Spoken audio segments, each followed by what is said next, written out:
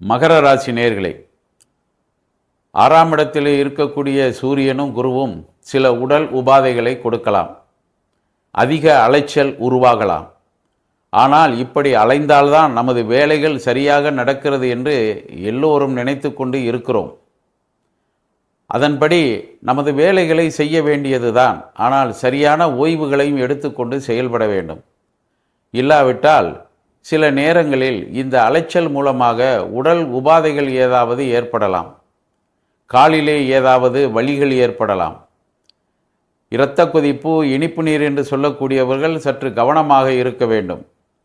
ஏதாவது சிறிய இடங்களில் கூட இடறிவிட்டால், அதன் மூலமாக சிறிய காயம் ஏற்பட்டுவிட்டால் அது பெரிய காயமாக போகக்கூடிய வாய்ப்புகள் காணப்படுகிறது.